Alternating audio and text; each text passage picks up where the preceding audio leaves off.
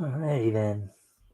Hello, everybody. As you can tell, trying some new things here. Hopefully you like it. With a little color, a little more color, and also got a ticker banner down there. Anyways, I'm going to go ahead and step away from the computer for a moment, take care of a couple things. I'll be right back. I'll leave you guys with some music to listen to while I'm gone.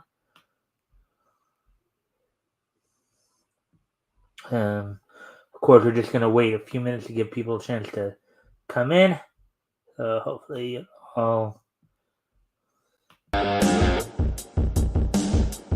I'll be right back.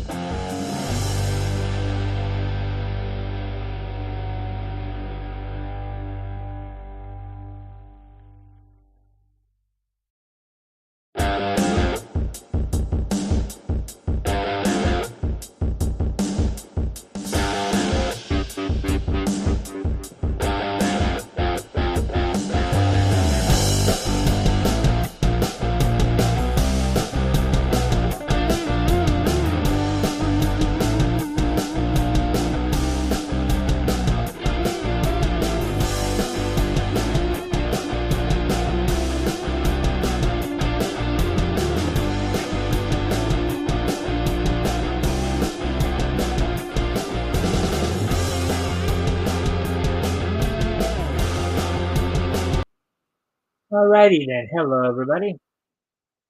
Hope everybody's doing well tonight. Hope everybody had a good weekend.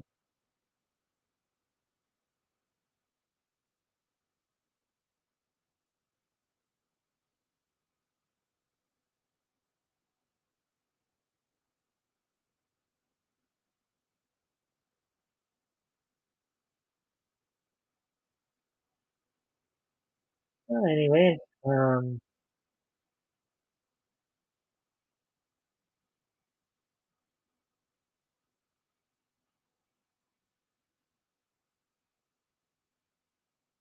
I'll get over you, and know I will. I'll feel it for her.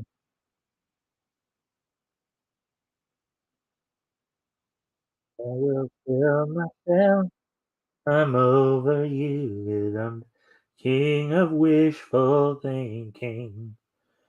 I'll get over you, and know I will.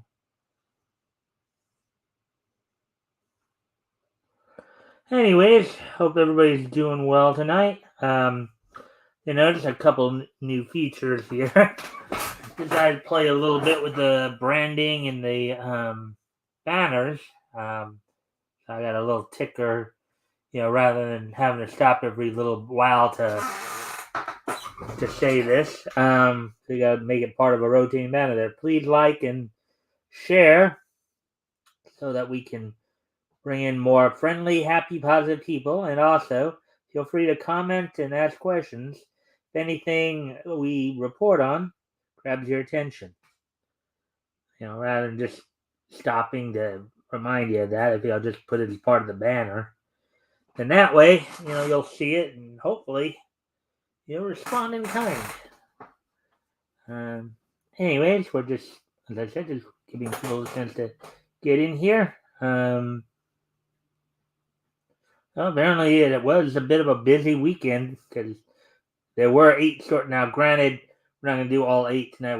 I split it up. I got 4 stories from Bounding into Comics that we'll do. They're all anime related.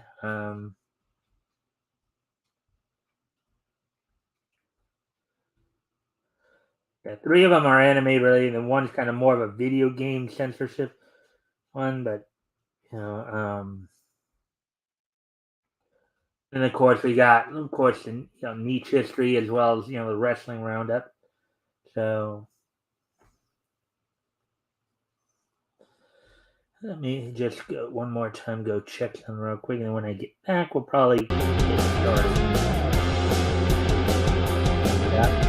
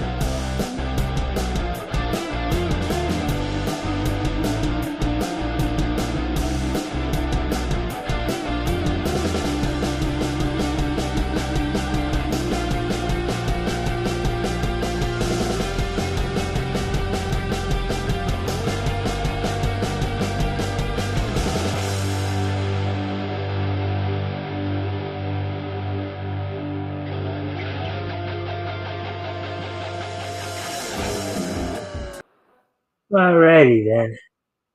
Let's see. We're coming up on 10 minutes now, so go ahead and start getting started a little bit here. Let's see. Um, so what's on tap for tonight? Well, I'll tell you. Well, first off, go ahead and share the page. Got 4 stories we're gonna do tonight. All of them from Bounding into Comics. Basically, as I said, 3 anime stories and a video game story. Which of course include um, the Hitman mangaka Shokoji's it's the anime series Goddess Cafe Terrace gets the green light So there's an anime adaptation coming from Kyoji work. Um, some highlights from the Aniplex Online Fest, as well some highlights from uh, Kadum 2022, and also longtime longtime voice actor for Ken in the Street Fighter games. Um,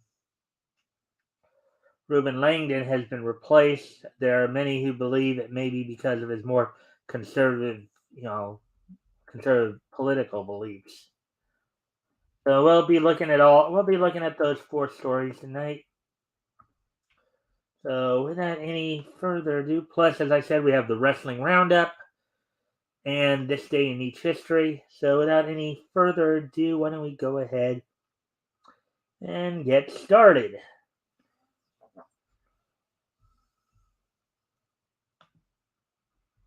All right, so here's the first story we're going to look at. These look like some cute girls here, don't they? Cafe girls have a way, of touching a lot of guys' hearts. But anyways, Hitman mangaka So Koji, ecchi anime series in small quotes, Goddess Cafe Terrace gets the green light for an anime adaptation.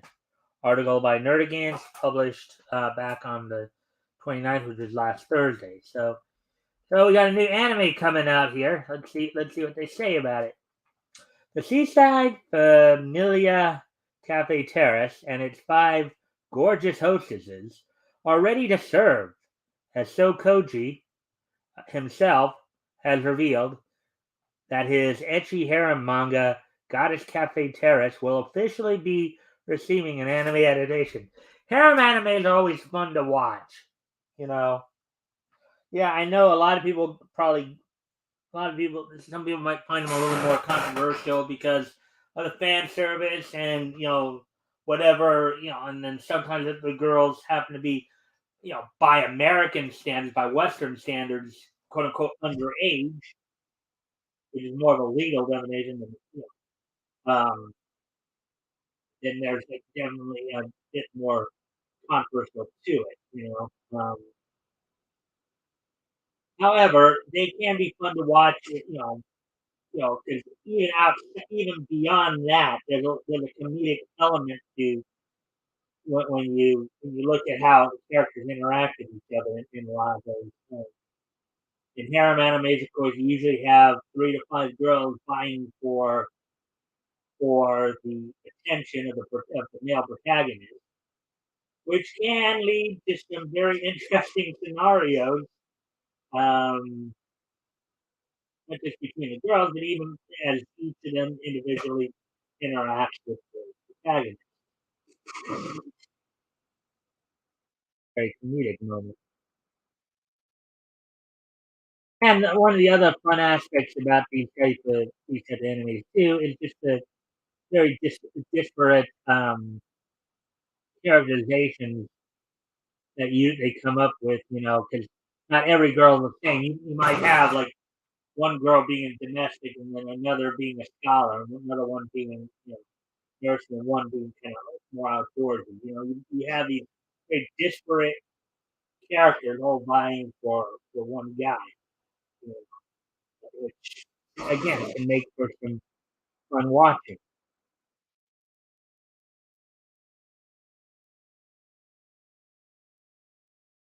So continuing on with the article here, the latest series from the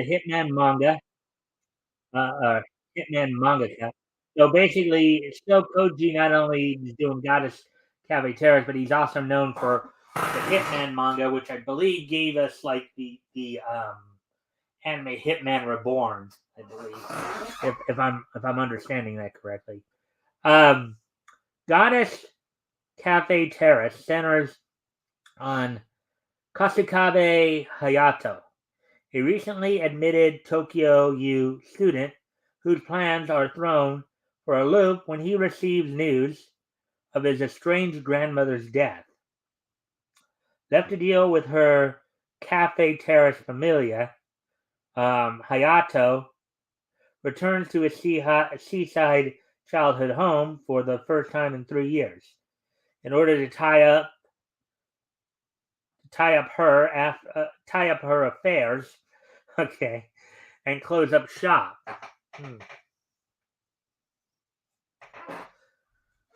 Hmm. Sounds like a pretty close enemy thus far, but then again, I guess as the story doesn't necessarily. I guess here's the English translation of the manga.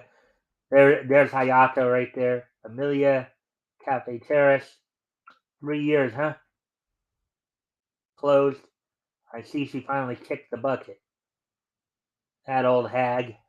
Oh boy. However, instead of arriving to find an empty building, lo and behold, Hayato discovers five mysterious girls claiming to be part of, in small quote, Grandma's family, unsmall quote.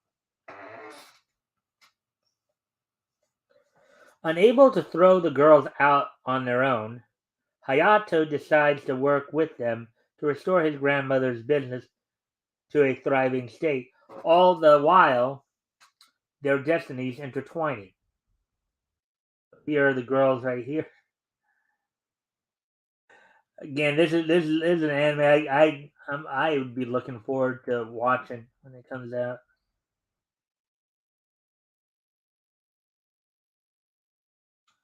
On September 7th, so almost a month ago, the self-proclaimed King of Romance announced the news via his personal Twitter account. So he calls himself the king.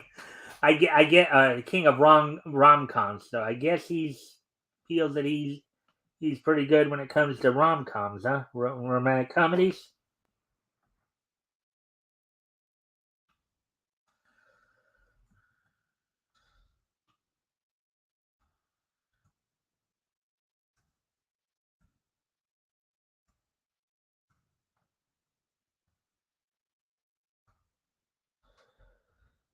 Anyways, let's get back to the article here. His, via his personal Twitter account. Alongside this tweet, the mangaka shared a new illustration of the series' main cast in their signature uniforms with feathers flowing around them. Oh, look at that. That is kind of some nice artwork, isn't it? Hmm.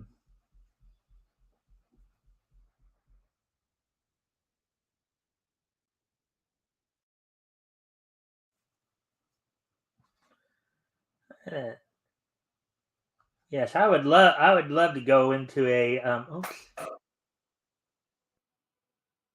what I was trying for there. Right. Um yes, I would sure like to go into a cafe with these young ladies. Reading out the series color page as featured in Weekly Shonen Magazine number 42, the official Goddess Cafe Terrace account further explained via details, quote, in 2023, small quote, Goddess Cafe Terrace, small quote, will become a TV anime, unquote. Wow. 2023. That's something to definitely look forward to, huh? These, quote, details will be announced in Weekly Shonen Magazine and on his and on this account from time to time, unquote. Um, quote, thanks to all of you for your support. Thank you. Thank you for your continued support as a in small quotes familiar. I'm really looking forward to seeing how the familiar members move around. Okay. Familia is probably the name of the cafe. Yeah, yeah Familia Cafe Terrace.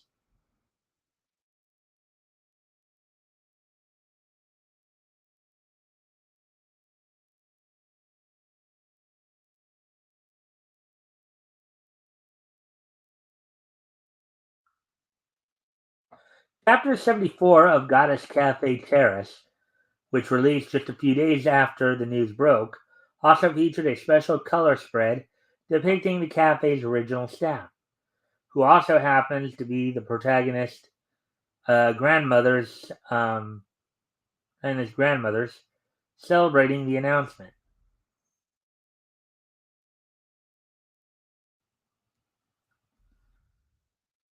So I guess those were when the grandmother was one of those was probably the grandmother when they were younger.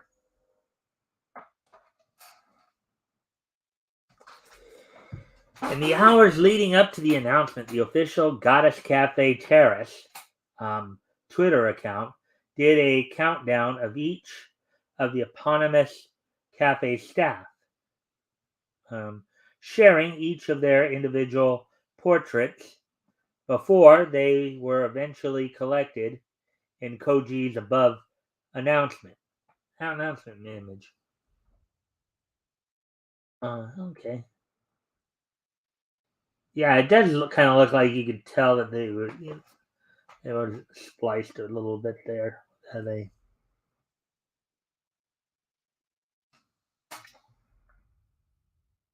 the teaser began with the tsundere um, social butterfly Riho Tsukishima, a former child actress with a tragic past, who was Riho. Um, let's see. Okay, a former child actress with a tragic past who was Rio will do anything she can to protect the Familia Cafe Terrace, which provided her safety from her abusive mother and allowed her to be who she truly wanted to be. So that's Riho right there, blonde girl.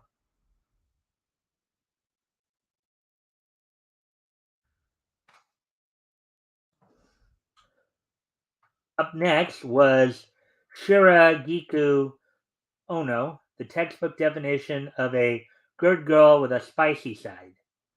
Upon meeting, as I told you guys at the beginning, one of the things about harem animes is these usually it's like 3 to 5 girls, very disparate characterizations, all vying for the one protagonist. So I mean, you got we just had the child actress, the tsundere.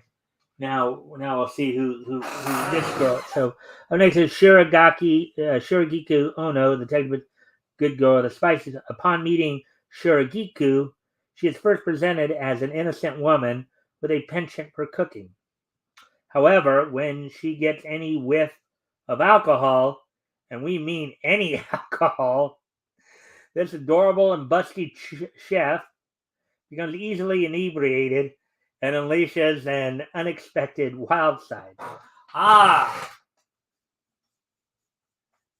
So we have the good girl who basically alcohol affects her pretty wildly, huh? There's Shiragiku right there. There's the good girl. Good girl chef goes wild with alcohol. And they say any alcohol, so that could also mean rubbing alcohol too, or medicinal alcohol. It doesn't even have to be beer or wine or anything like that. It could be medicinal or rubbing alcohol.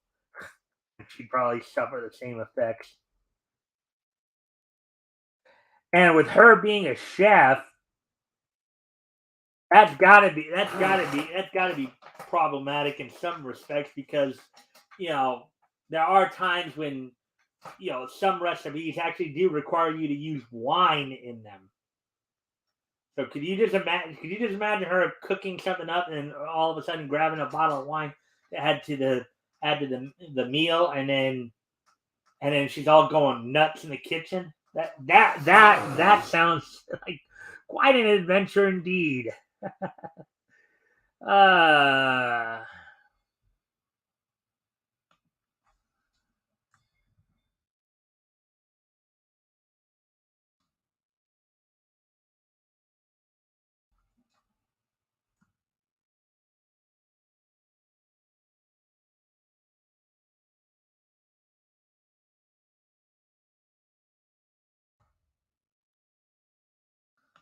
Anyway, so continuing on with the next article here. Or I'm sorry, not the next article, but the next part of this article. Continuing on with this article.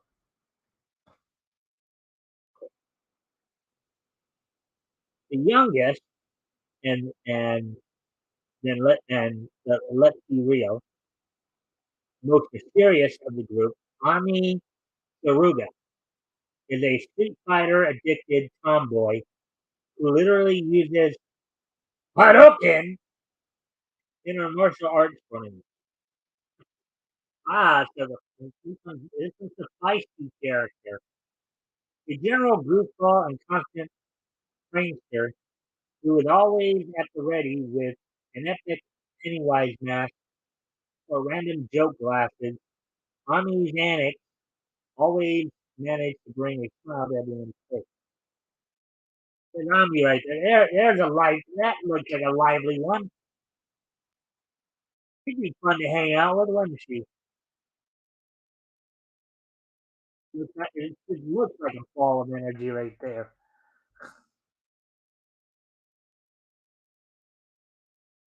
Then came the sharp-tongued, aspiring costume designer Oka Makusawa. Instead of following in her prestigious family's footsteps and attending Tokyo U, Oka enrolled in vocational school for fashion design before eventually finding herself the mastermind behind all of the costumes worn at Familia Cafe Terrace. So this is the girl right here there's Oka right here. This is the girl who designed their costumes, designed their uniforms.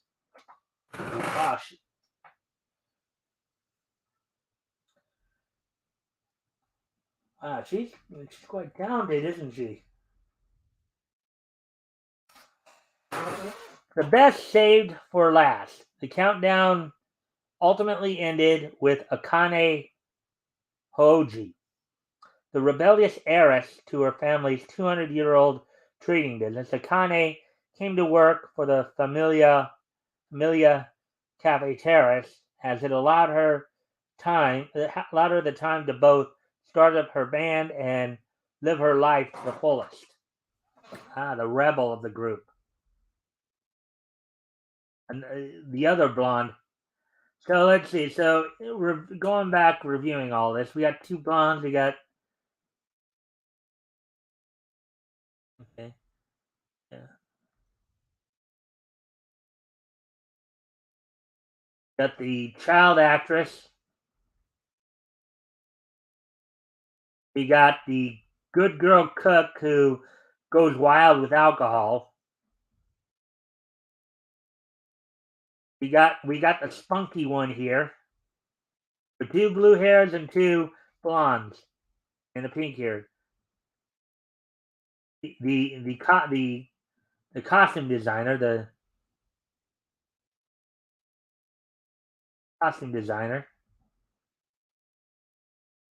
and the rebel.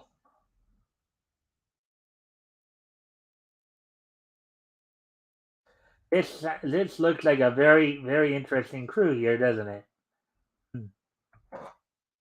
Though no other details outside of its existence were revealed, a massive question hovering around the Goddess Cafe Terrace anime is whether or not Koji will be involved in its production.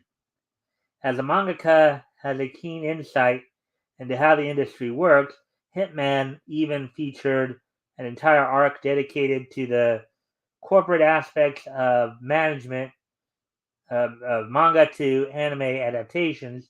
It'll be interesting to see what influence, if any, it will have on Goddess Cafe Terrace.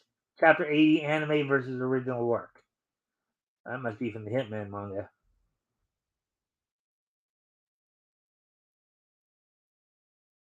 Alrighty then. So that was quite an interesting article right there. Kind of fun thing to see with that harem anime. Excuse me a moment, folks. I think I'm going to need to step away from the computer for a moment. First, next section set up here.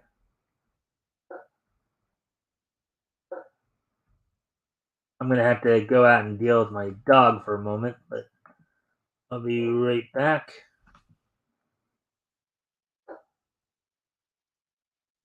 The next article in a moment here.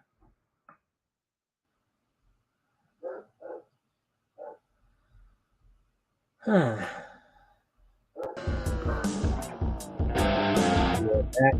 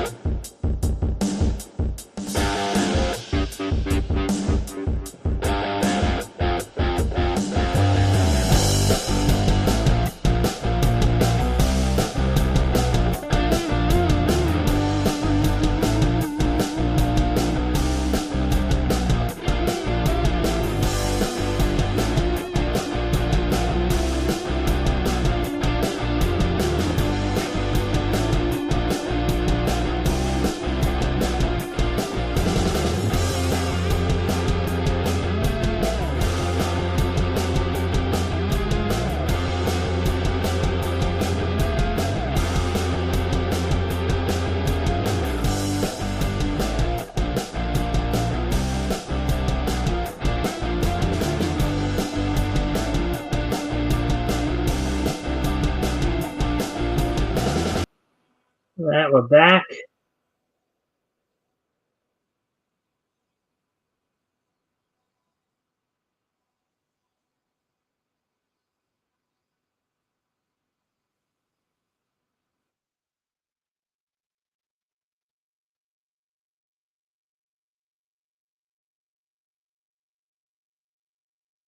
Alrighty then. So let's get ready to move on to the next article here. Okay. Is this one right here? Highlights from Aniplex, Aniplex Online Fest. Let's see. Yes, I'm making a good turn there.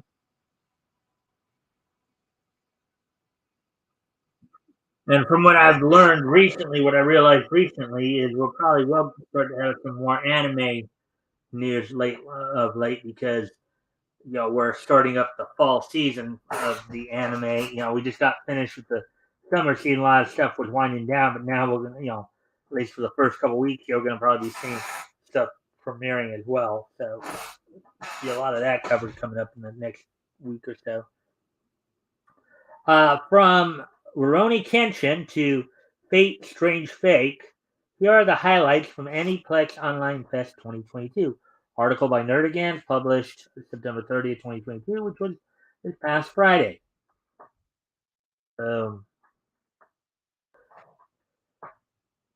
This past weekend, so since it was the 30th, they're talking about the previous weekend of the 23rd to the 25th. This past weekend, Aniplex kicked off their annual Aniplex Online Festival, a virtual showcase where otakus and weebs worldwide can tune in and to catch the latest news regarding the company's various anime productions. And luckily for those who either didn't catch the presentation live or just don't have 5 hours to spare, we've got a rundown of Aniplex's best announcements. There's, a poster or some artwork from a promotional poster. One on the far right there actually looks like one of the girls from, well, maybe not, but one of the girls from the article we just looked at. I don't think that would be the case because I think that one might be a little bit different. But anyway, so first off, Rurouni Kenshin remake gets first trailer, confirms involvement of Nobuhiro Watsuki. The first of the major highlights of the night was Leiden Films' premiere of the first official trailer for the new anime adaptation of the classic manga Rurouni Kenshin. Now, many of us probably remember watching. Many of you probably remember watching Rurouni Kenshin as part of the Tsunami block here in the states back in the late '90s, early 2000s. Now, I've seen it too. It's pretty good. The original was a very good one. So, anyway, his return, first announced at Jump Fest 2022, Matosai the Manslayer is being resurrected by an all-star team serving under director Hideo Yamamoto um, from Cells at Work and Cold Black fame. Um, in charge of series composition is Made in Abyss and Goblin Slayer series composition scriptwriter Hideyuki Kurata, well-renowned JoJo's Bizarre Adventure, Part 4 Diamond is Unbreakable, and Jujutsu Kaisen chief animator and character designer Nichi Tsurumi has been enlisted as Rurouni Kenshin's character designer. So there's a look right there.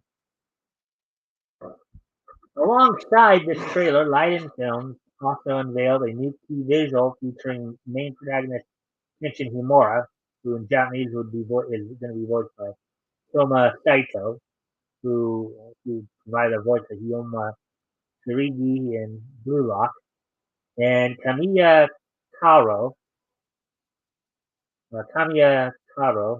um, who was voiced by Rie Takahashi, who's known for playing the voice of Shino Kiryu in Kanojo Mo Kanojo, standing back to back.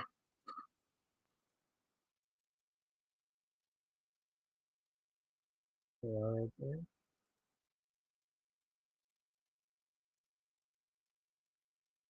According to the official Rurouni Kenshin website, original series creator Nobuhiro Watsuki um, will be overseeing the entirety of the anime's production, um, from the character design to the script and even the voice actor recording technique. Due to Watsuki's 2017 arrest and subsequent conviction for possession of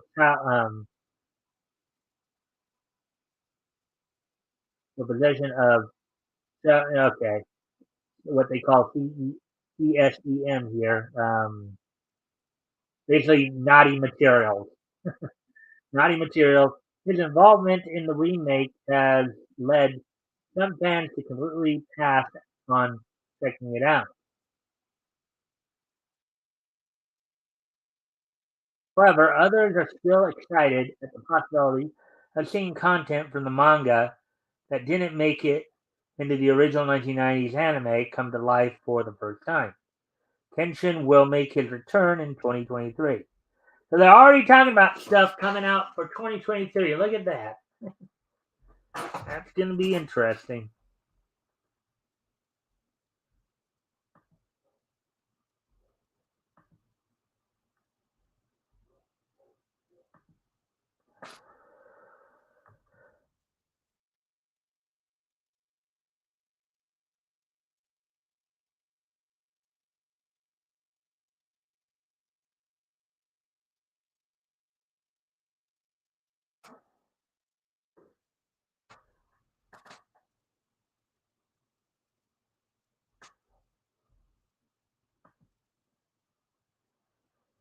Yeah, so anyways, continue on with the article here.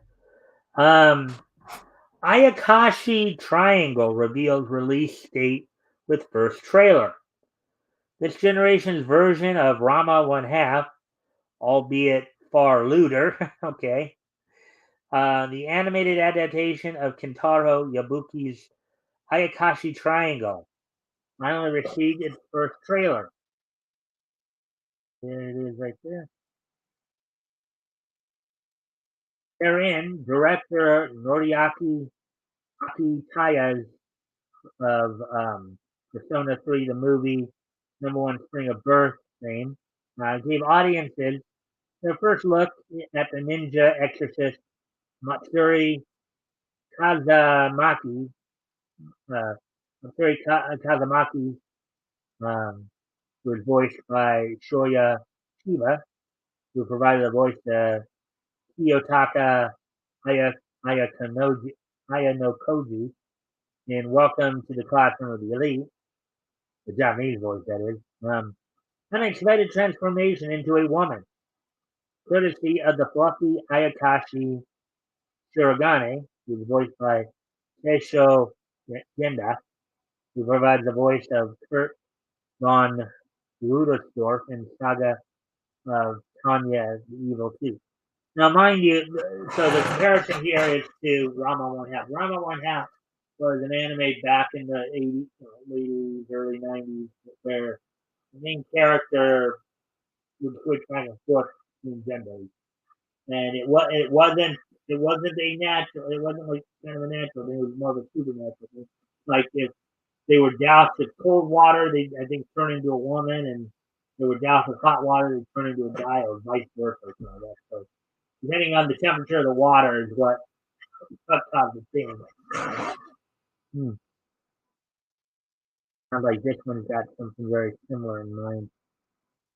That's Triangle by Victoria. Seriously, Studio Connect did not release an uncensored version of the trailer, nor confirm an uncensored home release of the series. Fans familiar with Yabuki's work know that the artist likes to push the boundaries of sexualized content, so much so that several volumes of his previous work, To Love Ru, were banned in Australia, and 2 chapters of Ayakashi Triangle were banned overseas. Oh, that's quite an interesting pick right there.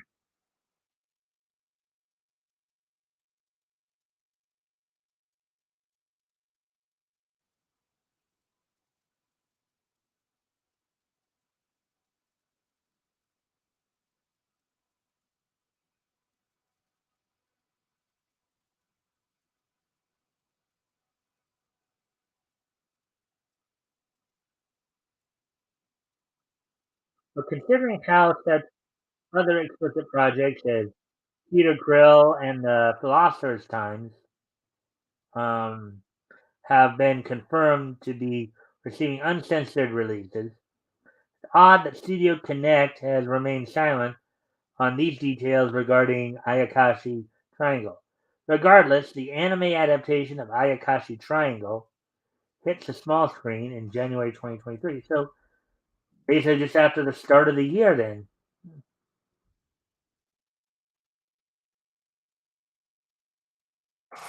Right. Let's see. Moshly, Magic and Muscles introduces lead voice actor.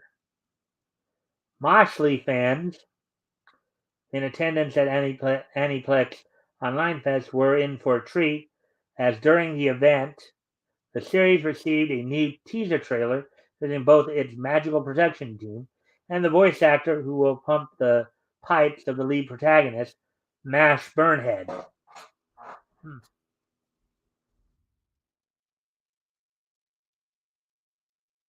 Produced by A1 Productions, um, the most notable for doing Fairy Tale, of course.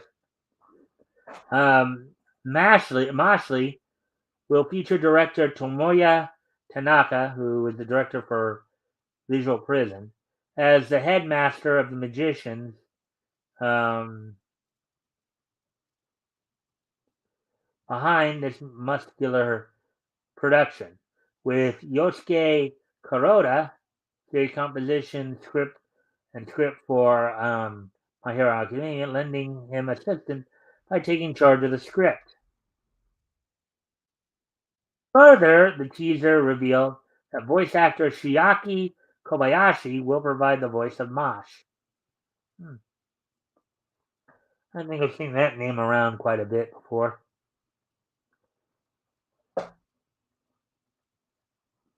Huh. Mosh is just the latest anime lead to be voiced by Kobayashi, as his filmography includes roles as Yuichi Katagiri from Tomodachi Game, um, Askeladd in Vinland Saga, um, and the eponymous Louis James Moriarty in Moriarty the Patriot. Let's see. Fate Strange Fake spinoff receives anime TV special. In one of the more surprising announcements of the event, Dorara author Ryogo Narita's April Fool's joke turned proper spin-off series, Fate Strange Fake, Whispers of Dawn, was confirmed to have an upcoming date with a small screen. And apparently, according to according to numbers on that trailer, that's coming up on New Year's Eve.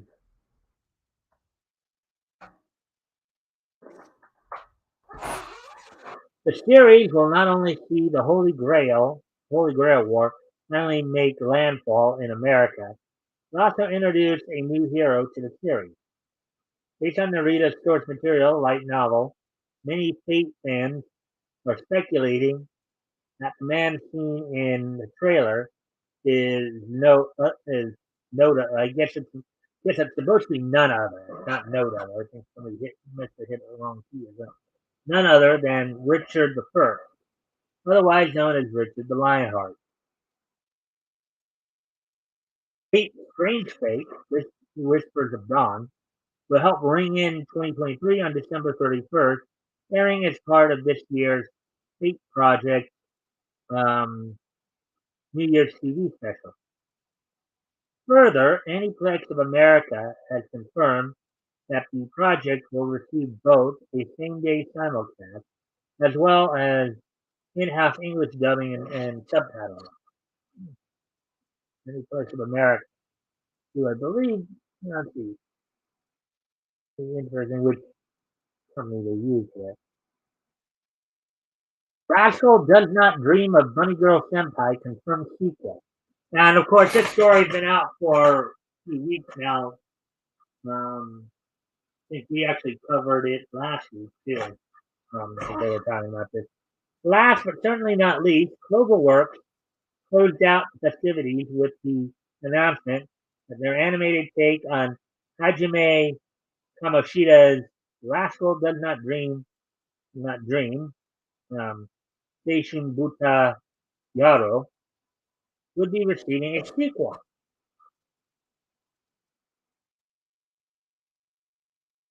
Cloverworks has also confirmed that the sequel project will be adapting the eighth and ninth installment.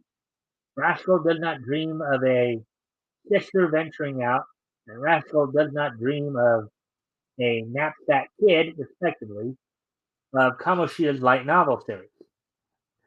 Rascal does not dream. Oh boy, if Rascal does not dream, he must they I don't know if it's Rascal the he or she, but Rascal must have some issues if he can't dream, or if they can't dream for some reason. Slated to return to work on Rascal Does Not Dream's sequel are director Koichi Matsui, who is the director for Akiba Maid War, as well as scriptwriter slash series composer Masahiro Yokotani, who did the series composition and script for Regarding Zero franchise, and character designer Satomi Tamura, who was the chief animation director for 22/7. So there's some Rascal, there's some animation from Rascal Does Not Dream of Bunny Girl Senpai. Alrighty then, so there we go with that one. Alrighty then.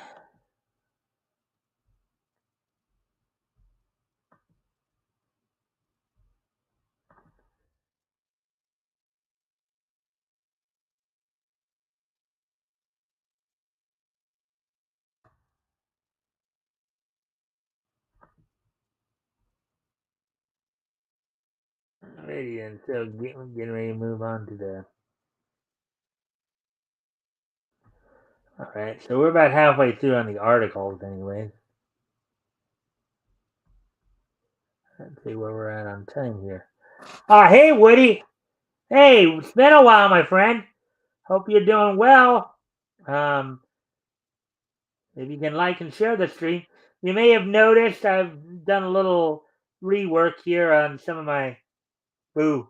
I've done a little rework on some stuff here. Put up a ticker banner here, and also change the coloring a little bit to the brand, branding. So hopefully you like it. Anyways, well, you can also see in the banner there what I'm asking people to do. So anyways, not any further ado, why don't we go ahead and continue continue with the article here, or get on to the next article here.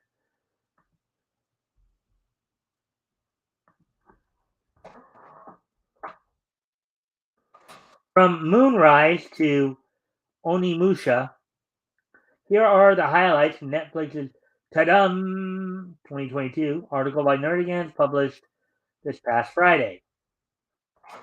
So another convention that went on, not this past weekend, but the weekend before. On September 24th, anime fans around the world were treated to a night of sci-fi, samurai, and even K-pop at Netflix's Japan Anime Showcase. Ta-dum!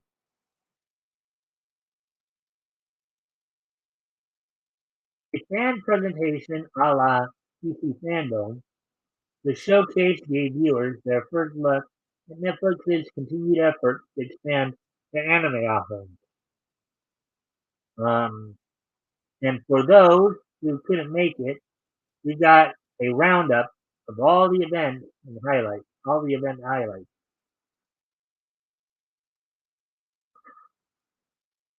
Moonrise.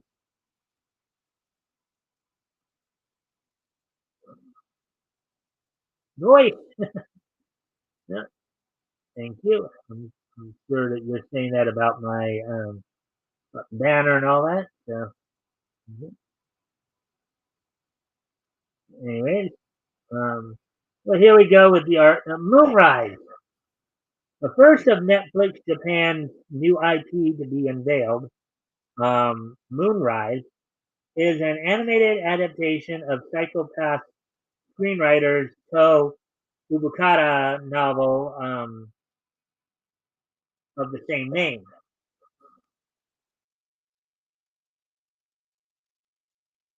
There's the trailer if you want to go check that out on YouTube. Featuring character designs from legendary Full Metal Alchemist and Yomi no Sugi creator Himuro Arakawa, and helmed by Attack on Titan director Masashi Koizuka. Moonrise will, as per Wit Studio CEO George Wada, follow protagonists Jack and Al as they undertake various hardships in the vast expanse of outer space. According to Wada, the series will be brought to life by a new advancement in animation technology, which, based off of Moonrise's first trailer, appear to help facilitate the fusion of hand-drawn and 3D CGI animation.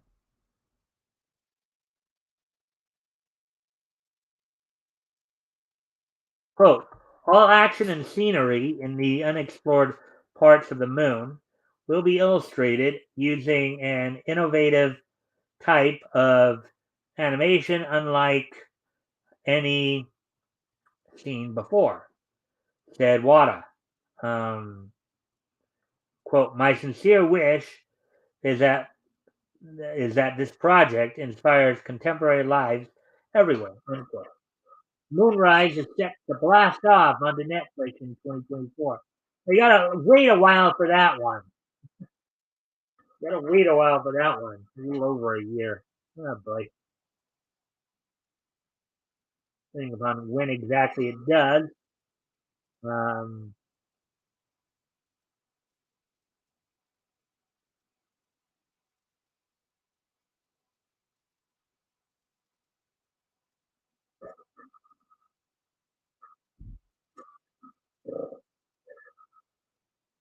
Make My Day. Another announcement guaranteed to make sci-fi fans' day. Mako My Day. Okay. Somewhere along the line, there seems to be. Is it Make My Day or Mako My Day?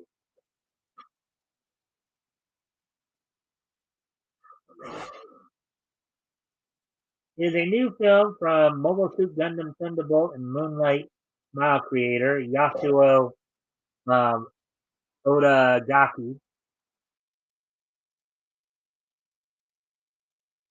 Look at that. Look at those holes. Wow, those are some craters, aren't they? Set to be produced by director Makoto Honda's Taiwan-based Five Ink animation studio. Little is currently known about Make My Day outside of the fact that its plot will see a mysterious breed of creature clash with the human race on the frozen planet of Coldfoot. Oh wow! What a name! What a name for a planet, Coldfoot. I mean, there's a rock band called Coldplay, so I guess it could make a certain amount of sense. I guess. Um, However, Netflix Japan did give viewers a tease of the series aesthetic, sharing alongside this announcement a piece of concept art depicting a bipedal um, bot known as Casper. Casper, the friendly ghost, friendliest ghost you know. Little famous studios action there.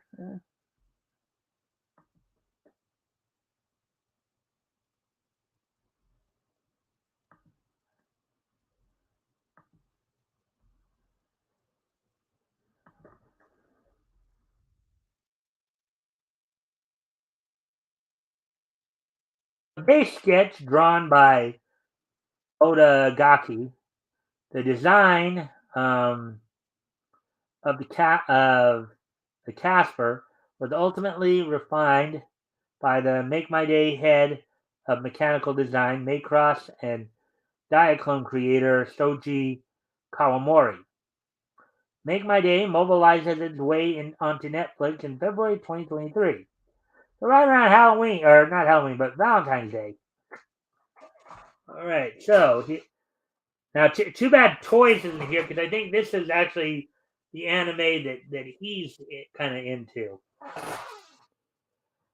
Goku Shufudo, The Way of the House Husband Season 2.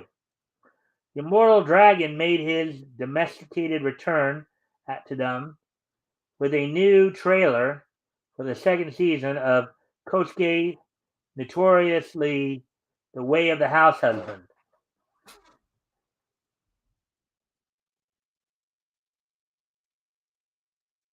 Alongside Tatsu, who is voiced by Kinjiro Suda, who voices Kishibe in Chainsaw Man. The series' new trailer also confirmed that both Tatsu's former Yakuza associate, Masa, um, whose voice in Japanese provided by Kazuyuki Okitsu, who provides the voice of Zentetsu um, Tsurugi in Blue Lock, and his former rival, Torojiro, who is voiced in Japanese by Yoshimasa Hosoya, provided the voice of Shotaro Hirari in Fudo Pai, will be back for more misadventures and shenanigans. Look at that right there.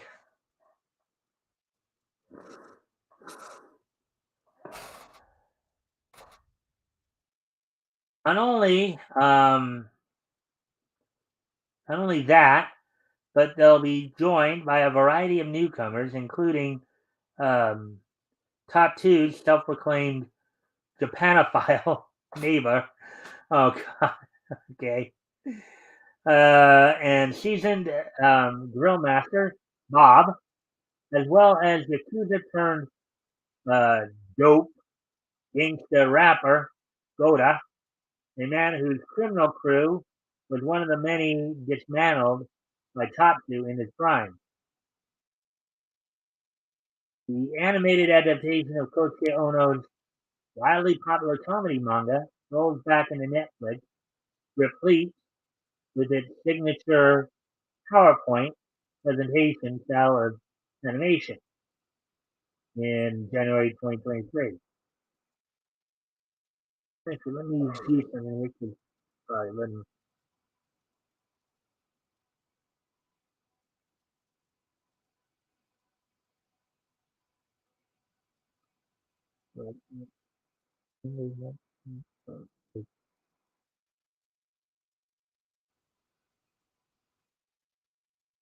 just real quick. That's all right.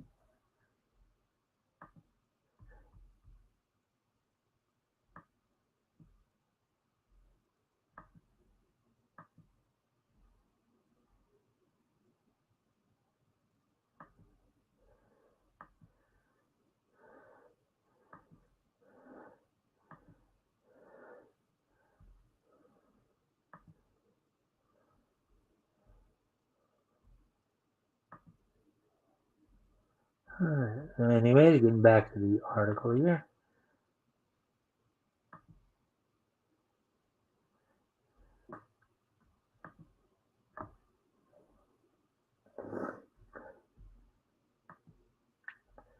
Let's see. Lookism.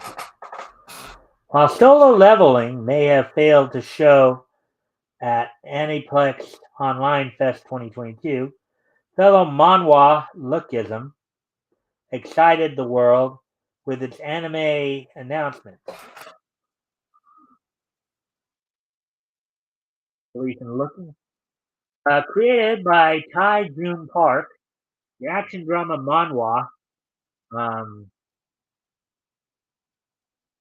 follows the exploits of Park Yong Sok, a nerdy and regularly bullied young man who, after experiencing a supernatural phenomena, wakes up to find himself in a new flawless body, while his original plump vessel remains sleeping beside him. Oh, wow. Talk about your out of body experience.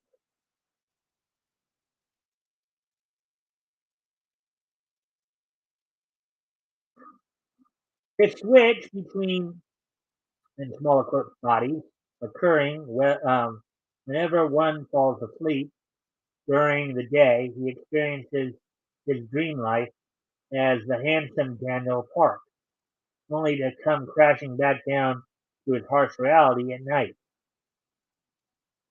Um, Produced by Studio Mir, of Dota, Dragon's Blood, Witcher, and Nightmare of the Wolf fame, um, and featuring soundtrack contributions including the series theme song from South Korean K-pop boy band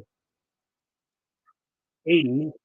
Lookism premieres on Netflix on November 4th. About a month away. And before I get to this last one, I do need to step away from the camera here for a moment. I'll be right back.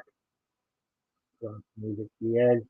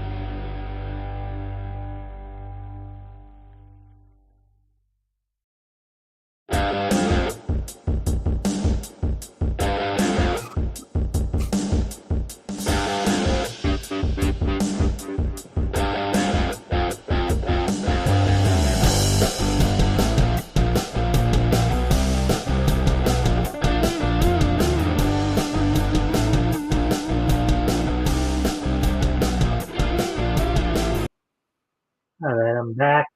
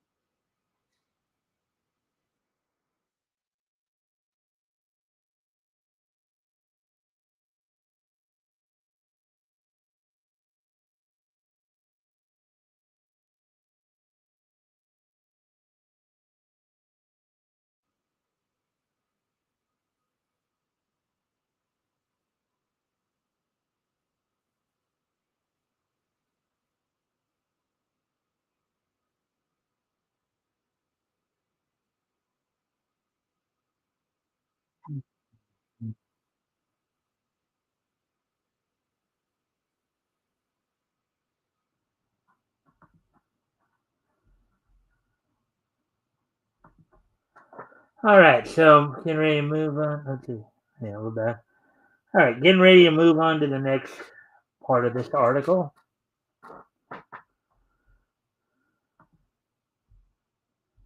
All right, Onimusha. Following in the footsteps of such series as Arcane and Castlevania, the next beloved video game franchise to receive an anime adaptation from Netflix was revealed as Capcom's long-dormant supernatural fantasy series, Onimusha. According to Netflix, the series production team at Studio Sublimation will be led by Blade of the Immortal and JoJo's Bizarre Adventure chief director Takashi Miike. Um,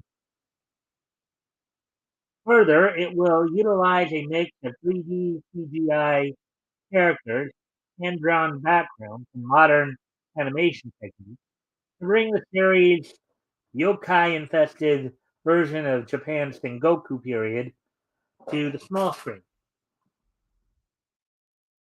Yokai, I believe, are like demons, typically, just for those who may not know what that word means. In staying true to the series' historical influences, main protagonist and legendary swordsman Miyamoto Musashi will have his character modeled after Toshiro Mifune, a late Japanese screen idol, best known for starring in such cinema classics as Rashomon, The Seven Samurai, and Yojimbo. The Seven Samurai was the inspiration for the Magnificent Seven movie series. So that's where they got it from. That's where they got the inspiration from. And there we go with that one. So we do have one more article to go through here.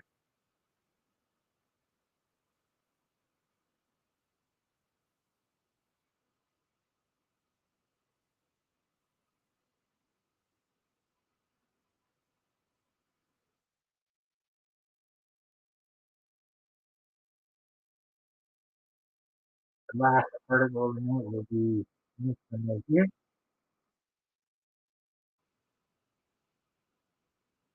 You can step away and view those one more time. You rate that.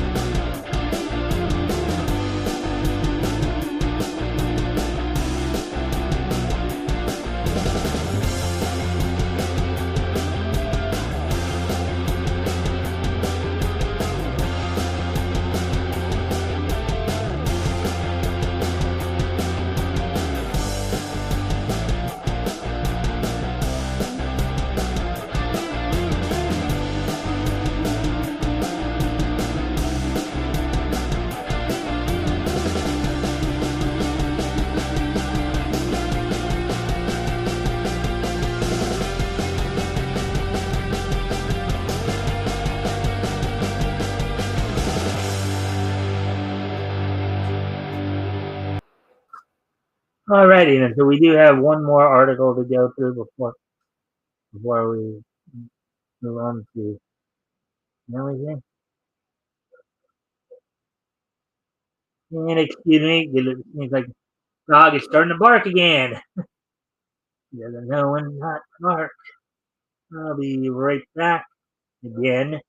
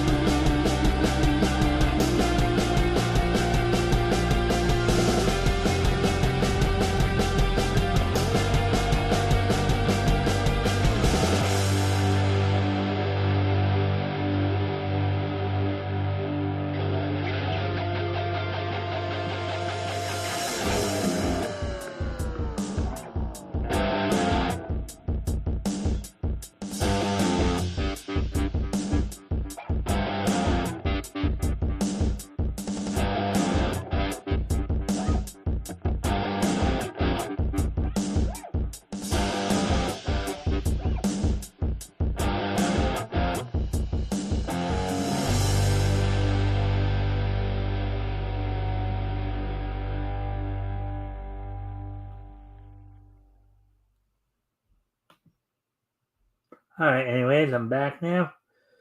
Hope everybody's enjoying the content. Anyways, getting back to the articles then here on our last article here.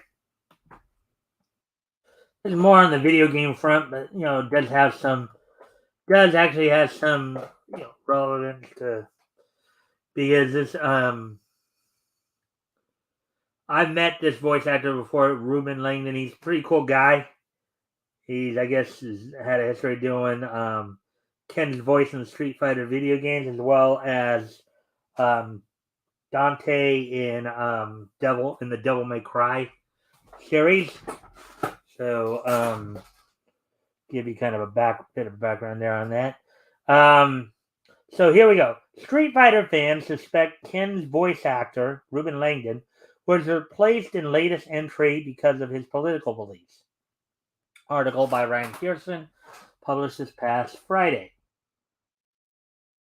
All right, so fans of the long-running Street Fighter series suspect that Ruben Langdon, the actor who had been providing the voice for Ken in recent entries, was replaced due to his views on politics. And we know that this has been going on for quite a while now. This kind of stuff.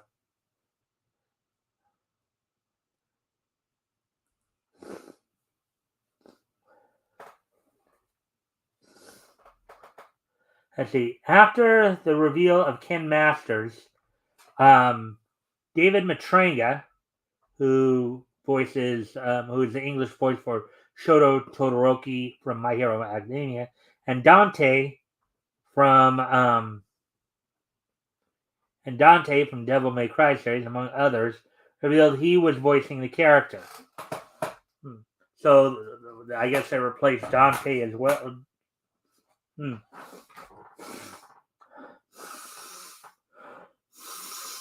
Anyways, excuse me a moment. I gotta take care of something here real quick. Be right back.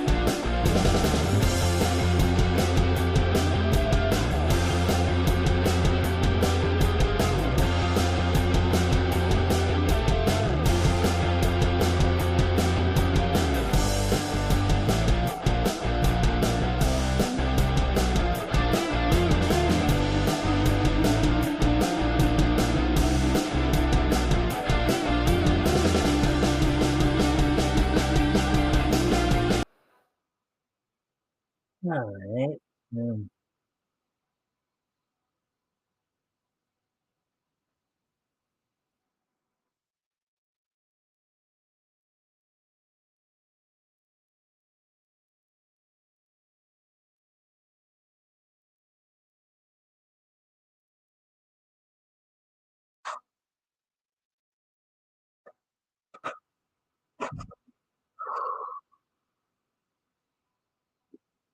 All right. So anyways, getting back to the article here.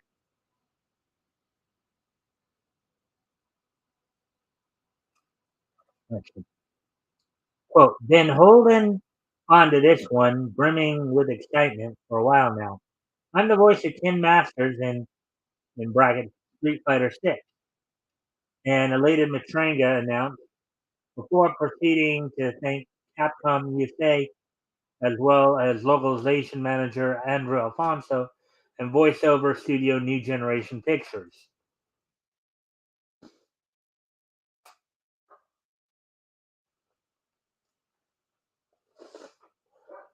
Ah, Excuse me a moment.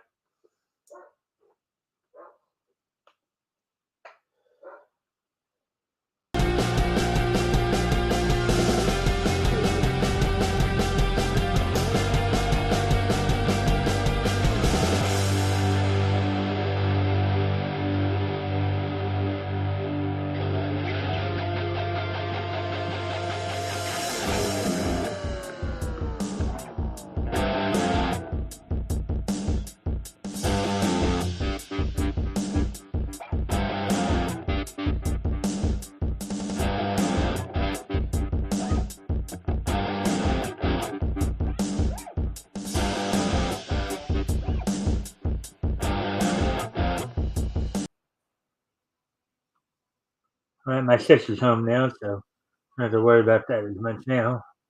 The dog, anyways. Okay.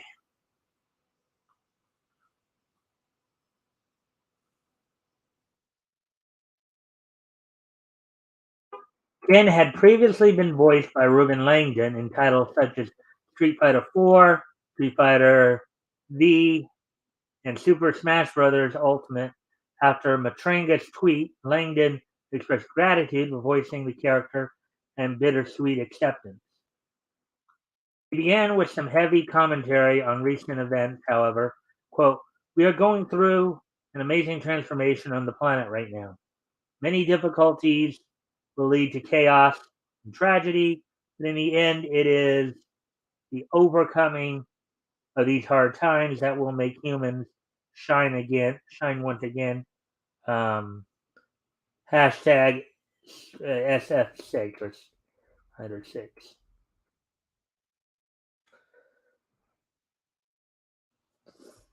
Focusing on the game, Langdon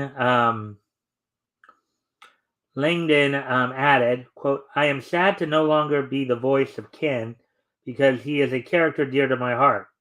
There are many lessons here in this situation," unquote. Quote, "I tried my best to be empathetic to people on all sides, but I must be myself no matter what and continue on my own journey," unquote, he lamented. Well, I mean, if he's not going to get work in Hollywood, I would suggest maybe contact Vic, because Ruben and Vic do know each other, because I know that they know each other because I saw them both at a convention one time.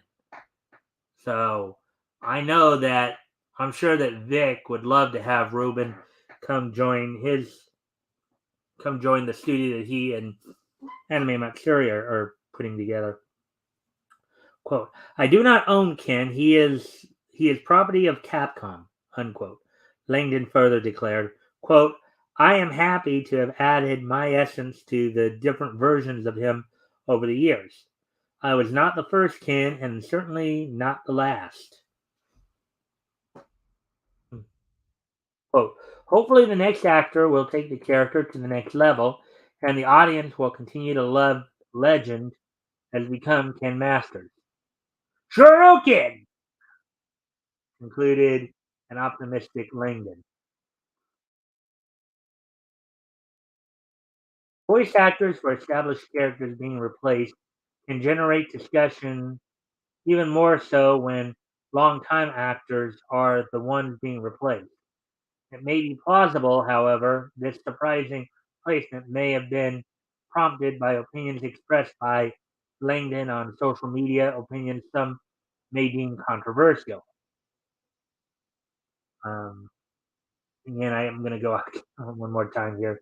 Sorry, folks. Just trying to get my nose to stop running here. Anyways, I'll be right back.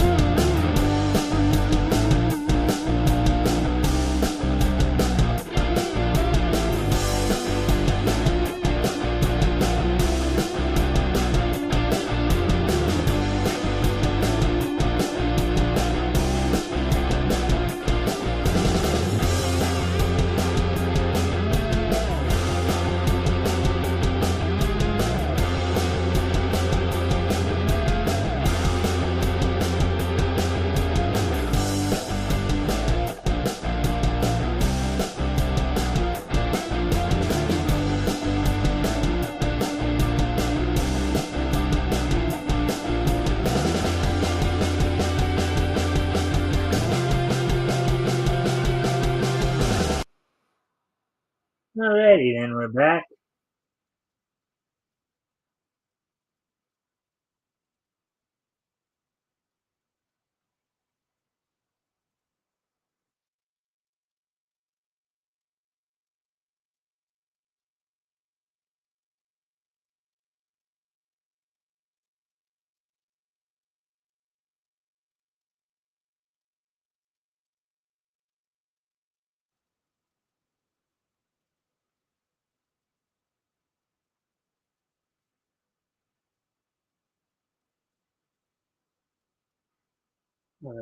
Anyway,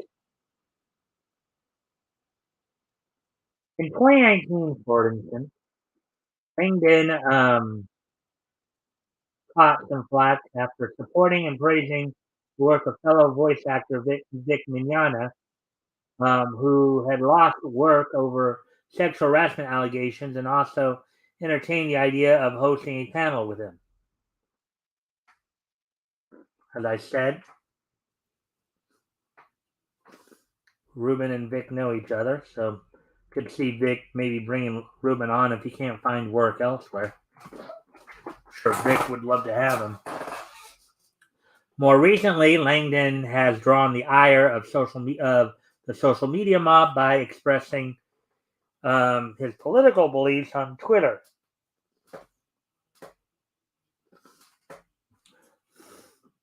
Particularly when tackling subjects like the January 6th Capitol Hill protest and the draconian mandates imposed during the COVID-19 pandemic.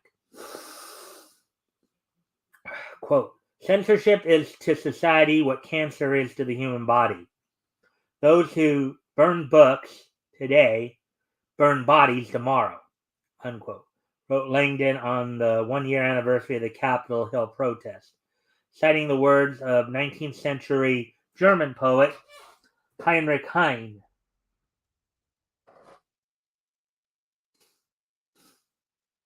Under the same thread, Langdon initiated the voice act. Under the same thread, Langdon initiated the voice actor asked for proof that then President Donald Trump actually. Well, I think they meant to type incited, but they're saying incident here. Actually, incited, even though again, type that incident here. People to start a riot and storm Capitol Hill on January 6th. Even even condemning Trump as a quote unquote con man and labeling protesters as quote unquote a-holes. Um,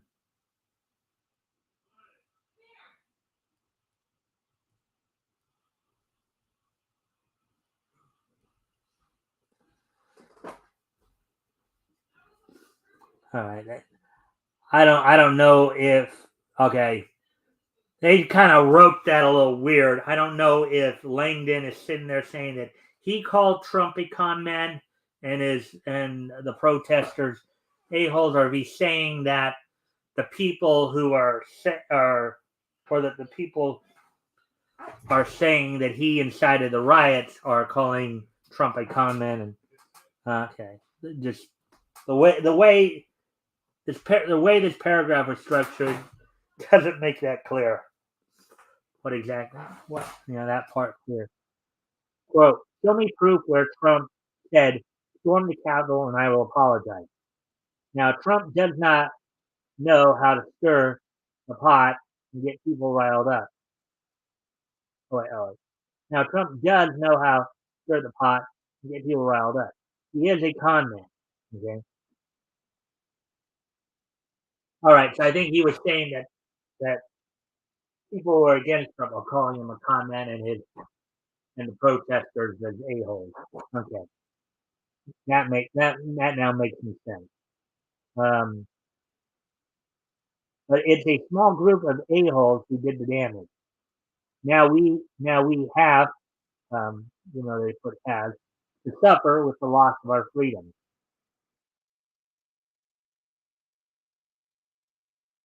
Responding to a tweet that mentioned a recent study conducted in Sweden that concluded Pfizer's COVID-19 vaccines could alter the vaccinated individual's DNA, the voice actor declared, quote, "These are not new studies.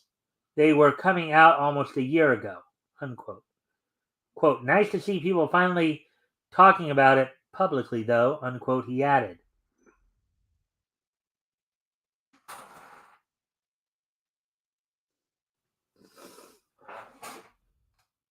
Doubling down, Langdon proceeded to share a link to an article published by the National Pulse that covered a new study conducted by the New England Journal of Medicine.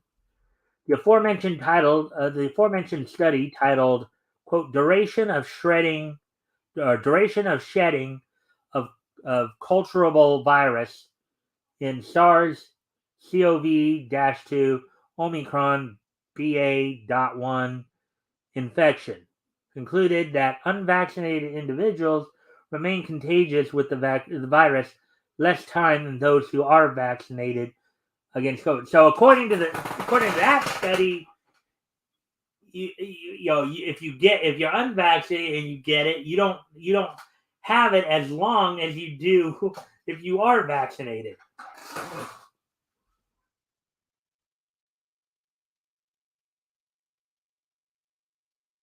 Quote, as the so-called leaders of the world tried to bend the agreed upon laws of the land, they exposed their true agendas, unquote, asserted Langdon as he questioned the fact that hundreds of U.S. Marines were denied the religious exemption request that would have prevented them from receiving the COVID-19 vaccine and risk being discharged.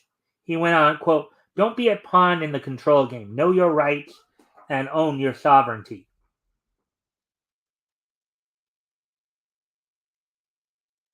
Just last week, the voice actor took to social media to once again fervently condemn censorship in all of its forms, sharing the testimony of Tawny Buntner during a recent San Diego Board of Supervisors meeting, a pediatric nurse who was fired for questioning the hospital's mandates, noting that several cases of children allegedly suffering from myocarditis after they were vaccinated were not reported to the vaccine adverse event reporting the VAERS system.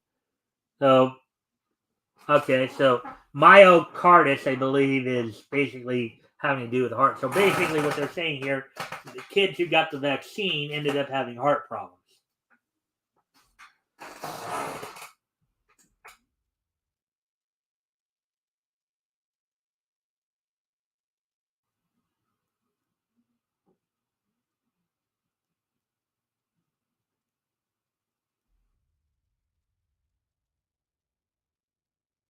A fair share of users took to social media to speculate on the reason behind Langdon not returning to reprise the role of Ken in the upcoming Street Fighter title, noting that it may have been the voice actor's views on politics that made Capcom replace him. Well, if Capcom is more of a left-leaning company, like a lot of the entertainment world is right now, that would be a good guess.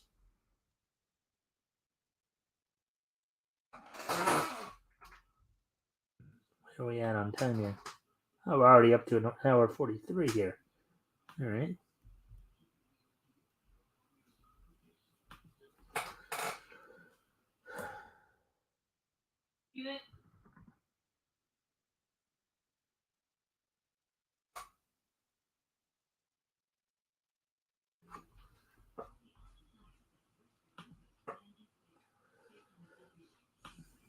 All right. Just check here real quick.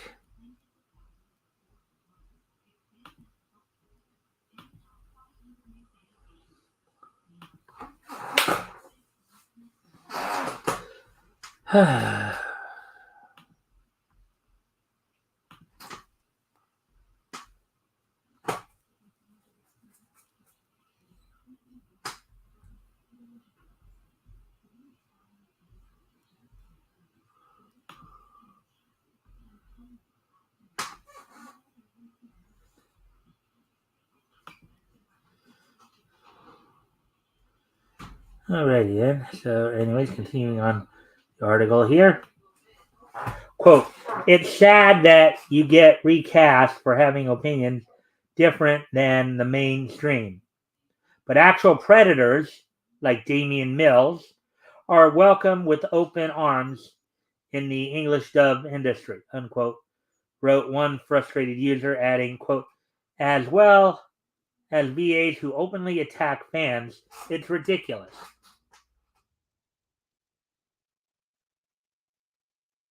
Oh, well, this is really sad, lamented um, Koheya 2 at Koheya 2.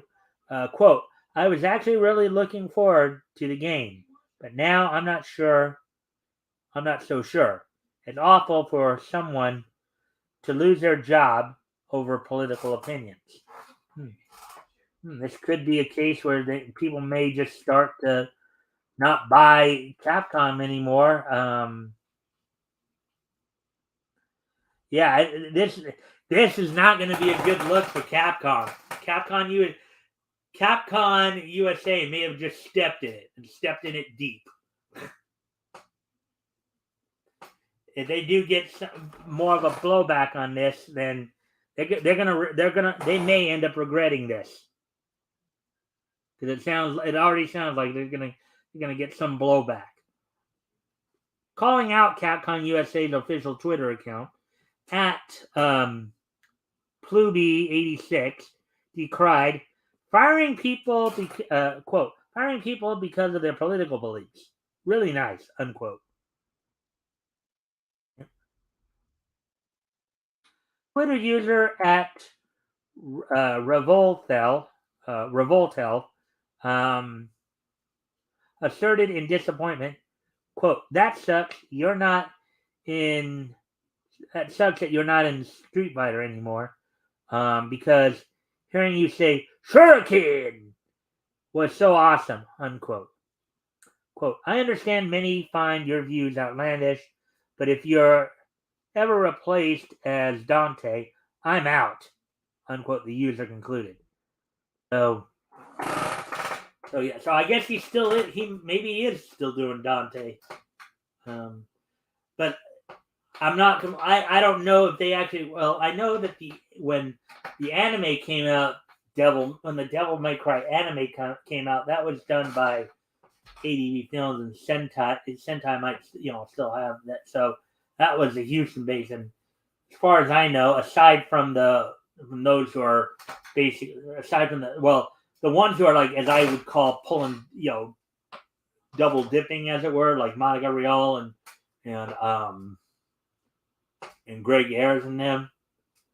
I don't think they have as much influence at Sentai as they do at Funimation. So um, so I don't know if they find it so easy to basically kick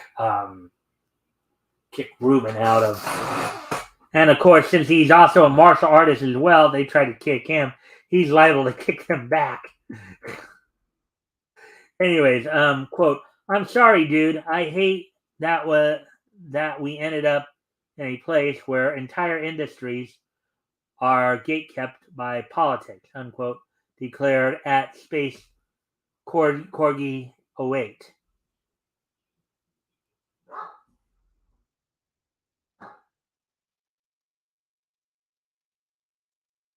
Another user disappointed in Capcom's decision to replace um, Langdon tweeted, quote, I will not be purchasing Street Fighter 6. So there you go. As I said, this is gonna backfire on them more. It's gonna backfire on them majorly. I mean, I'm sure this is not the last individual who basically will not buy it because of that. In brackets, Ruben has been the voice of Ken for many years now. This is, in my opinion, in my opinion, pathetic. You can't even have your own opinion and express yourself. Street Fighter 6 can kiss my, and that's a British form of the word we call ASS, arse,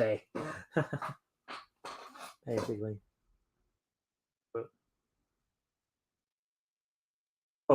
It's a damn shame that you have to lose your role for petty reasons, unquote, lamented at Mike.12. Before throwing some support behind the voice actor, quote, but as they say, when one door closes, another one shall open.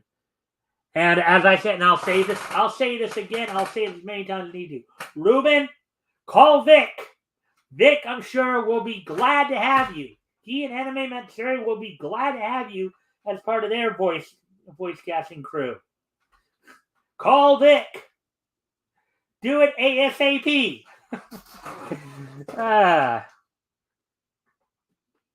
The user concluded saying, quote, hope to hear your voice again in another noteworthy video game project, unquote.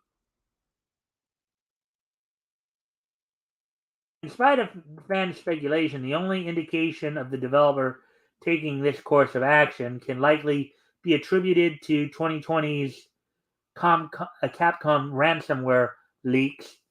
Supposed internal documents were leaked online, revealing business strategies that had been touted as quote-unquote politically correct.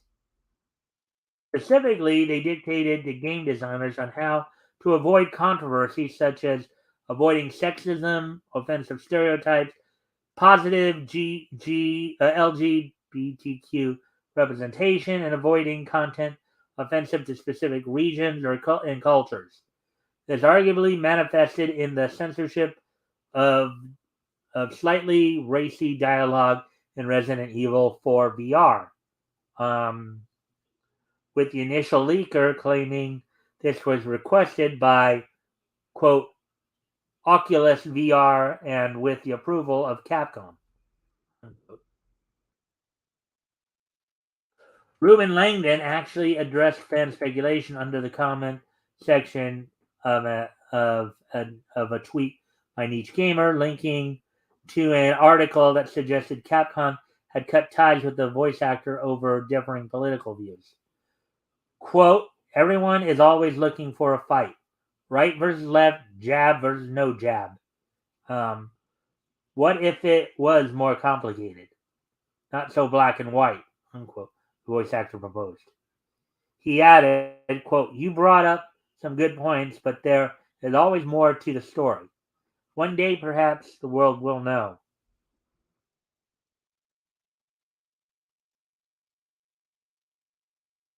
Alrighty then. So, and even here they have the link to that article I was talking about with Anime Matsuri and Vic teaming up to start up their own voice acting company. So, anyways.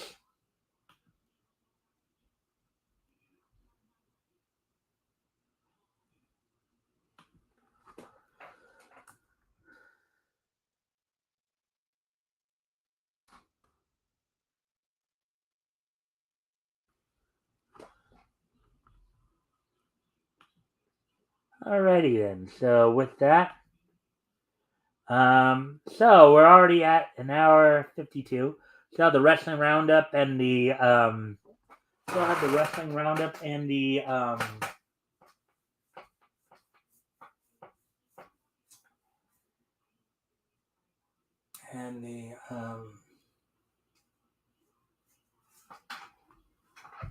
the wrestling roundup and the This Day Niche History to take care of.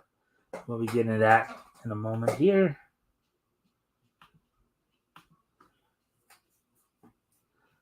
All right, so let me tell you this. Weekend is going to be pretty busy. We'll do the WWE first and then AEW. All right, so this Saturday, the 8th, WWE will be having its Extreme Rules event. And they've been, of course, tonight will be the go home Raw before the pay-per-view. We already know that, of course, Seth Rollins will be taking on Riddle in a pit fight match with Daniel Cormier as the special guest referee. The Raw and SmackDown Women's titles will be on the line. Let me find that information and then just go over it a bit here.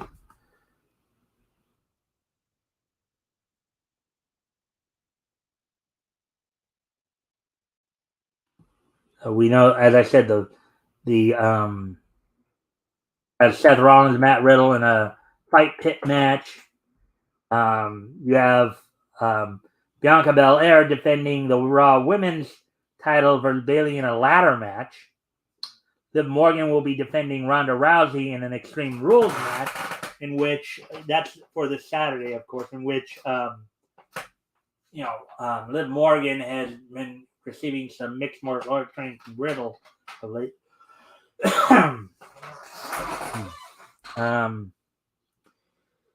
In a good old-fashioned Donnybrook six-man tag match, you have Imperium consisting of Gunther, Ludwig Kaiser, and Giovanni Vinci defending against the Brawling Brutes of Sheamus, Butch, and Ridge Holland.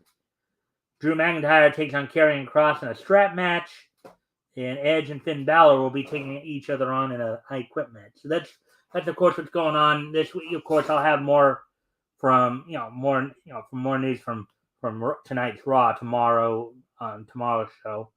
Now on AEW Rampage on Friday night, we saw that the Acclaimed retained the AEW World Tag Titles in a three-way match against the Butcher and the Blade and Private Party. Jamie Hayter defeated Willow Nightingale. Of course, that stemmed from what happened on Dynamite on Wednesday when Willow Nightingale sat there and chased Hayter out of the ringside area during the Lumberjill match for the AEW Interim Women's Championship. So on this week's Dynamite, of course, you'll see, like, among some of the match, the main event, I think, is going to be Bryan Danielson and Daniel Garcia teaming up to take on Chris Jericho and Sammy Guevara. That stuff's been heating up with Daniel Garcia supposedly torn between, his respect for Bryan Danielson and his loyalties to the Jericho Appreciation Society. It does seem like there seems to be a gradual turn happening with Garcia, where he seems to be going towards face territory. Also, one other little note, as to some of the other backstage issues that have been going on in AEW for the last couple months or so.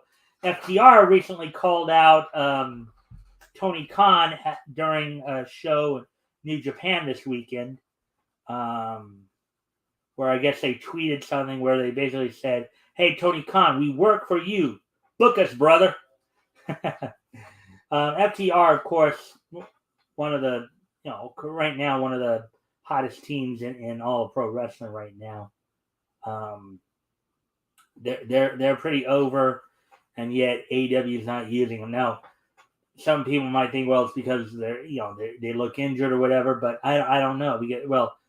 There's been a lot of criticism on how Tony Khan has booked his talent. I know that a lot of people are upset at how he's booked the women's division in particular. One of my theories is that it's possible if she can't wrestle, maybe they'll make Saraya some type of authority figure in charge of the women's division, and she'll be responsible for booking the women's division. That may lead to some better booking there. Again, I don't know, unless Tony Khan is just trying to become a Vince McMahon clone. Anyways, I need to step away from the computer for a moment. I'll be right back.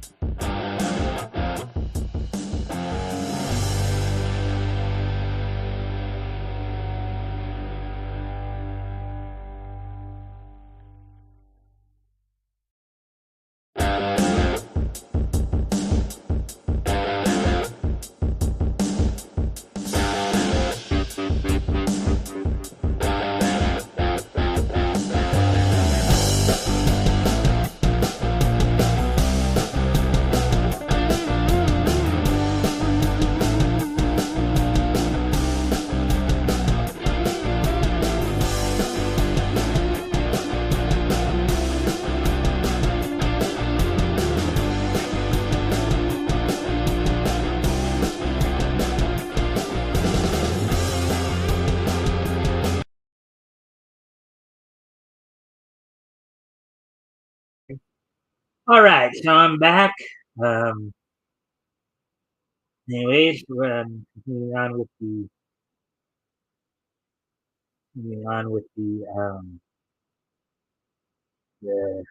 wrestling roundup. Is that good? As I said, there's of course,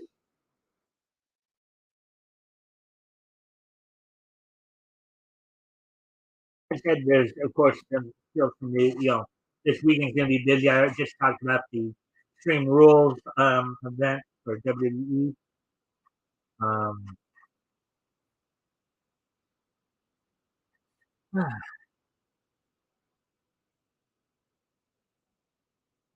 also happening this weekend on the 7th, Friday here, wrestling wise. Impact Wrestling will be holding its Bound for Glory event. The main event signed for that one, of course, is Josh Alexander defending the Impact World Title against Eddie Edwards. Also, the Impact World Tag Titles will be defended by Honor No More's OGK, Mike Bennett and Matt Taven, defending against the Motor City Machine Guns. Um, let's see. Mike Bailey will be defending the X Division title against Frankie Kazarian, who won the scramble at Victory Road, number one contendership scramble at Victory Road. On the women's side of it, of course, Jordan Grace will be defending the Impact Knockouts title. Masha Slamovich, um, Vexed, VXT, Chelsea Green and Diona Perazzo will be defending the Knockouts Tag Team title against Jessica and Taya Valkyrie. Mickey James will be continuing her last rodeo tour, as it were. She takes on Mia Yim. Win and she keeps going, lose and she retires. You know, and then in a call your shot gauntlet match. Now, my guess is based on the name. I'm guessing this is something similar to Money in the Bank kind of idea. But in the call your shot gauntlet match, participants include PCO, Bobby Fish, Heath, Sammy Callahan, Rich Swan, Steve Macklin coming off of his win at Victory Road in the barbed wire match. Moose, Giselle Shaw, and Upinder Gujar. So I'm guessing this gauntlet match is probably um, kind of, they call it call your shot. I'm guessing because you can call your shot. Basically, I guess it could be a guaranteed title shot at whatever title you want at a future event. That's just like speculation on my part, though. Now, before we wrap up of course, on the wrestling news here, there is one more piece of more sad info that passed along as Japanese legend and WWE Hall of Famer Antonio Inoki passed away this week. Antonio Inoki, longtime legend, was of course the founder of New Japan Pro Wrestling. Um, had some had a number of legendary matches over the years. Of course, the most famous being the boxer versus wrestler match, Muhammad Ali back in 1976, which many today would cite as probably at least the dawn of the whole mixed martial arts um, genre fighting. Um, actually, some of the feuds been known for over the years include like some of his battles with Stan Hansen, Andre the Giant. Um, let's see. And of course, he and the late Shoei Baba came up together. They both trained under Rico Dozan back, in the 50s. They were kind, you know, they were, some people called during his lifetime course, they would call Shoei Baba the Vince McMahon of the East, right? Um, you could argue that you know Shoei Baba may have been the WWE and Inoki may have been WWE, even though you know and even though technically New Japan had New Japan actually had affiliations with both companies at different times. From 75 to 85, New Japan had the affiliation with the WWF, and then in the early 90s they had the affiliation with WCW. Of course, having the affiliation with NWA throughout. So, um, anyway, so let me just do a moment of silence for him. Tony Inoki passing away this past weekend. I think it was on Saturday at the age of 73. Just, um, I just want to send my condolences out to his family and fans. And now for a moment of silence.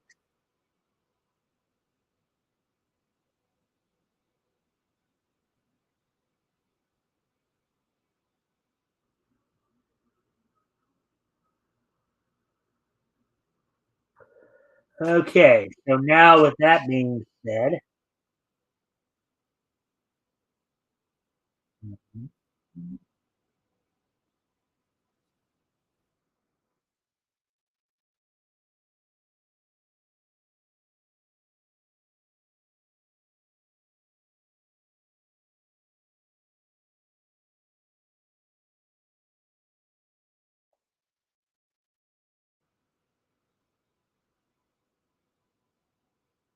all right, so with that, all right, so now would probably be a good time to start winding things down as um, we're past the 2 hour mark already.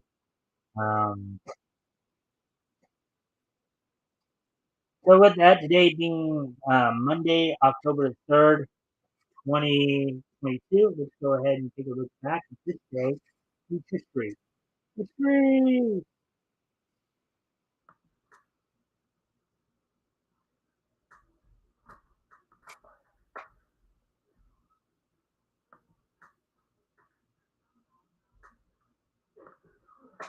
All right, so anyways, with the first piece in each history, we go back 70 years ago today. Go back 70 years ago today. As on this date back in 1952, which is 70 years ago today, um, the 20th and penultimate issue of Terrors of the Jungle from Novelty Comics went on sale on this date for 10 cents, 32 pages on this date back in 1952. This title originally started out as Dick Cole and then went through some other, but by this point it was known as Terrors of the Jungle. So on this date back in 1952, the 20th and penultimate issue of Terrors of the Jungle went on sale on this date back in 1952, 70 years ago today.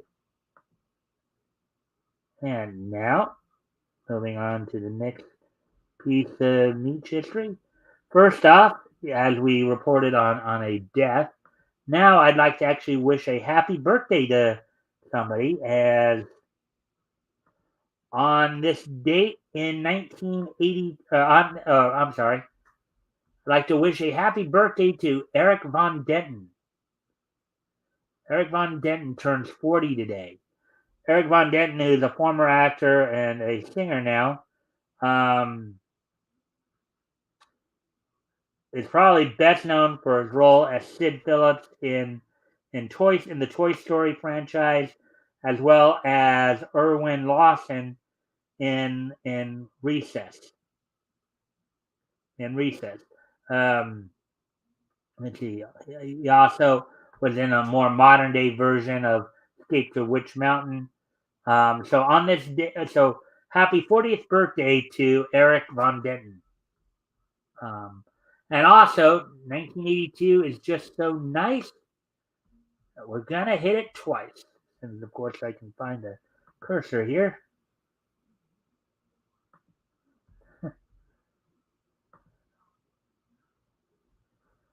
Okay.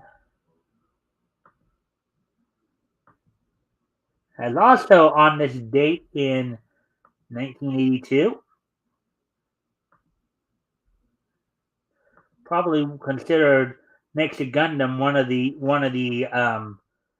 most well-known mecha anime to come out of Japan, premiered on this date back in 1982 in Japan, which was Artland's Super Dimension Fortress Maycross. So on this date back in 1982, Super Dimension Fortress Maycross made its debut um, in Japan. Now, this series is probably famous for not just because it was pretty popular, but it was actually made popular here in the States as part of Robotech. So this with I think a couple of others. I think Southern Cross. This along with two other animes was they used clips from this anime as well as two others to make up what we here in the States knew as Robotech. Harmony Gold, Harmony Gold, version of the series. Yeah,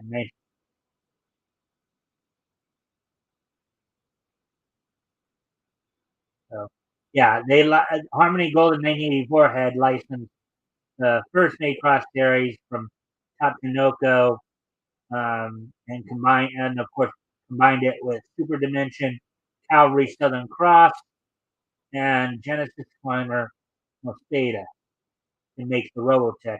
On this date, back 40 years ago today, the Japanese premiere of Super Dimension Fortress Macross premiered in Japan on this date back in 1982.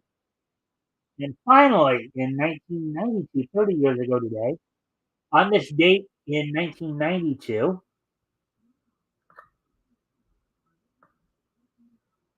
on this date in 1992, on the Saturday night, on the WCW Saturday Night episode, aired the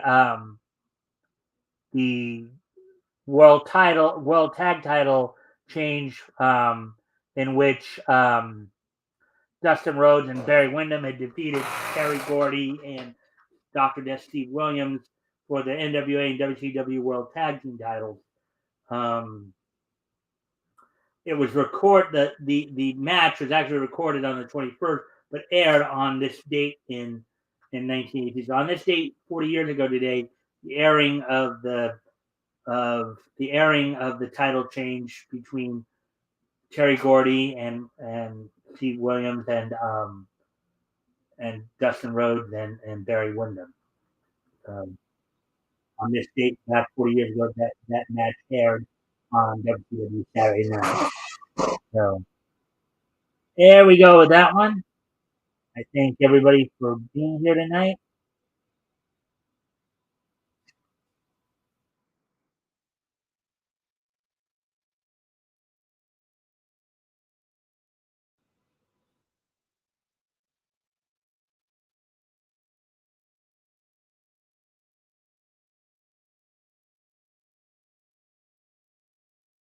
We've been over 2 hours here, so that's a good way to start off the month here. All right, so I'm gonna wrap things up here. I thank everybody for being here tonight. Um, Let me see now. Hope to see everybody back here tomorrow. Also, don't forget this Friday we'll be finishing up May of 1939, going over Comics on Parade, Volume 1, Number 15 from the United Features Syndicate. My guest hosts will be Chris and Diana Tomovich. I hope to see you all back here then, as well as throughout the rest of the week here for more news and commentary. Um, until tomorrow. Bye.